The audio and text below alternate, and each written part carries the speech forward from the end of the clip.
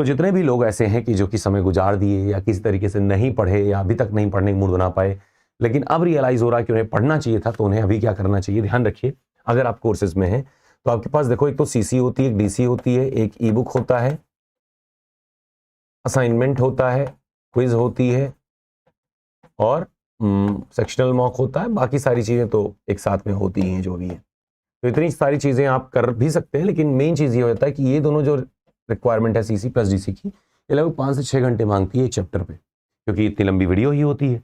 पर ऐसा नहीं करना है आपको क्या करना है कि देखो, कुछ चैप्टर्स आपके इंपॉर्टेंट है। जैसे आप 11th में जाओगे अगर, तो 11th में आपका laws of motion, straight line motion, और सेकेंड पार्ट में थर्मोडायनेमिक्स और काइनेटिक थ्योरी ऑफ गैसेस एक साथ पढ़नी है खास करके। तो यहाँ पे आप देखोगे कि इतने चैप्टर से ही ज़्यादातर क्वेश्चन देखने को मिलते हैं। ज़्यादातर क्या, इसी में से ही दिखेगा। ग्रेविटेशन और mechanical properties of solid, rotational dynamics, इन सबसे कोई क्वेश्चन देखने को नहीं मिलेंगे जब से सिलेबस अपडेट हुआ है।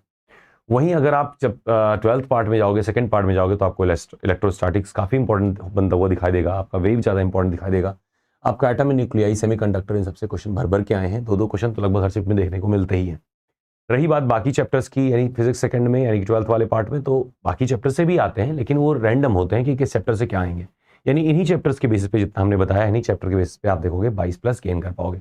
Same goes with the maths also. यानी कि हम मोटे मोटे तौर पर कह सकते हैं, और हम खुल के वो चीज़ नहीं बताते, रीज़न ये कि हम चाहते हैं कि एक बार आप खुद देखो, खुद आप पेपर्स को डाउनलोड करो। रेलवे एप्लीकेशन पे पेपर सारे है ही हैं फ्री में, तो आप उसमें डाउनलोड करो, एक बार रिसर्च करो खुद से। मतलब 1 घंटे दोगे तो आपको खुद आइडिया लग जाएगा, अरे यार यही तो रास्ता है। और जैसे ही आपको ये क्लियर होगा, वैसे ही आपको कॉन्फिडेंस आएगा और आप ज़्यादा रिटेन कर पाओगे, पढ़ पाओगे।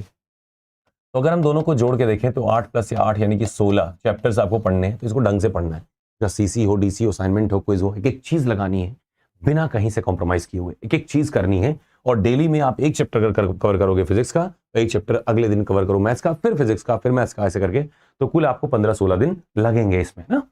तो ये 16 दिन में आपको अनइंटरप्टेड ये काम करना है। 5-6 घंटे जो भी लगे आप इसको दीजिए, ठीक है। 5 to 6 आवर्स, वैसे मोस्टली 4 आवर के आसपास लगेगा, क्योंकि देखो सीसी रिकॉर्डेड फॉर्मेट में है, ज़्यादातर चीज़ें आपको पता होंगी, कॉमन सेंस वाली बात। तो आप उसको क्या करिएगा, फास्ट फॉरवर्ड करिएगा, यानी कि 2x के स्पीड में आप देखिए सीसी को, इसको 2x में देख लीजिए। और डीसी में भी आप चाहो तो सीधे आप पहले पीडीएफ डाउनलोड करें, जहां जहां पे आपको समस्या आ रही है उन पे आपने क्या किया, फास्ट फॉरवर्डिंग करके वही वाला पार्ट देख लिया। तो इस तरीके से अपना समय बचा पाओगे। पर सलाह यही रहेगी कि सीसी डीसी सभी देखनी जरूर है, भले ही स्पीड में देखें, कम में देखें, जैसे भी देखें, नहीं देखना है। पीडीएफ डाउनलोड करके आप चेक कर लीजिए कि कहाँ कहाँ पे आपको डाउट है, ताकि आप जब लेक्चर देख रहे हो तो आपको पता रहे यहाँ पे ध्यान देना है, ये वाला पार्ट अपना कमजोर है। इस तरीके से आप इसको कवर करेंगे। दूसरी बात आती है कि what about the rest of the chapters.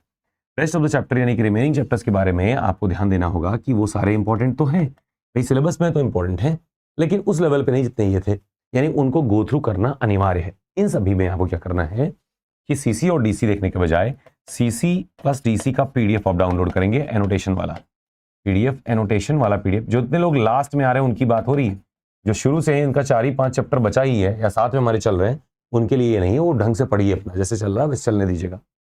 तो सीसी प्लस डीसी का एनोटेटेड आप पीडीएफ डाउनलोड करेंगे और गो थ्रू करेंगे। इसके बाद में क्या करेंगे, आप असाइनमेंट के क्वेश्चन जब आपको सॉल्व करने होंगे तो बगल में सॉल्यूशन रख के देखना है।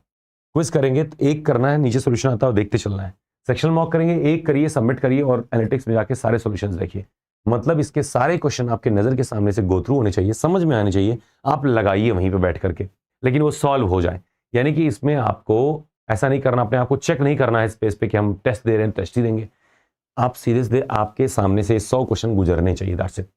एग्जाम में लगभग ऐसे ही क्वेश्चन आपको देखने को मिलते हैं जैसे क्वेश्चन उसमें कराए गए हैं, और उसी के दम पे आप क्वालिफाई भी करेंगे, उसी के दम पे कैरियर का रिजल्ट भी आता है हर बार। तो इसीलिए ये क्वेश्चन हर हाल में आपके नजर के सामने से एक बार गए रहे हों, है ना। एक बार आपने सॉल्यूशन देखा, समझ में आ गया, बात खत्म हो गई। जो नहीं समझ में आपने मार्क किया, कहीं एक कॉपी रख लो, उसमें नोट करते जाओ कि फला सेक्शनल मॉक का ये वाला क्वेश्चन यहाँ नहीं आया, ऐसा कुछ करके आप उसको मार्क करके रखें, बाद में वो भी कवर कर लिया जाएगा। इसके बाद आती है बात नॉन टेक की। नॉन टेक में क्या करें, नॉन टेक में भी वही रणनीति कि हर सब्जेक्ट के 6 से 7 चैप्टर इंपॉर्टेंट है, जहां सारा क्वेश्चन लगभग 10-12 नंबर का वहीं से आता है। तो वो 6-7 चैप्टर आप चाहो, जैसे ये वाला आप 4 से 5 घंटे आप देके कर रहे हो, इसी के साथ में ही आप 2 घंटे और दोगे नॉन टेक को, और एक दिन में आधा चैप्टर मैथ्स का, एप्टीट्यूड का, आधा चैप्टर आपका रीजनिंग का, आधा चैप्टर आपका इंग्लिश का, अगले दिन बाकी बचा हुआ आधा। यानी 2 दिन में आप एक एक चैप्टर तीनों सेगमेंट्स में कवर करेंगे।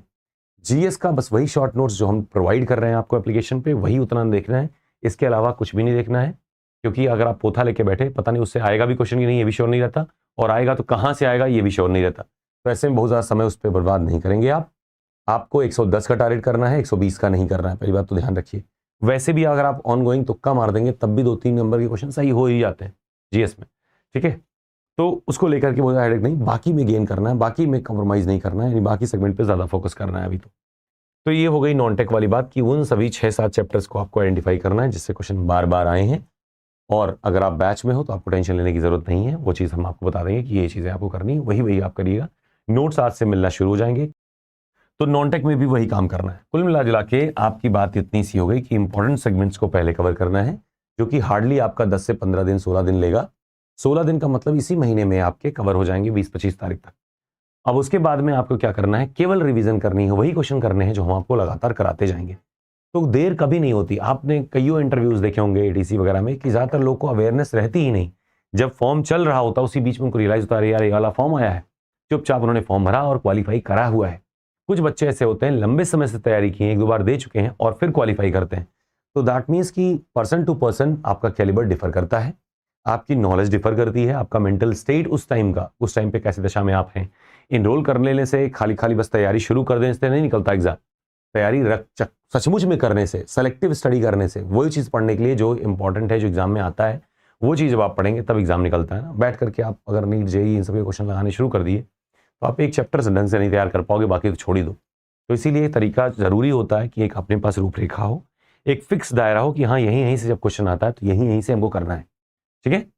और इसी तरीके से आपको आगे बढ़ना होगा, ठीक है। So that was all for today. और वेलकम गिफ्ट आपका एक्टिव है, तो वेलकम GIFT ये वाला कूपन कोड आपका ऑटोमेटिकली अप्लाई करने का ऑप्शन आएगा। जब आप चेकआउट करोगे सीधे अप्लाई करोगे 25% सुपर 50 वगैरह पे 1500 रुपए के आसपास के, उससे ज़्यादा ऑफ लगभग मिल जाता है।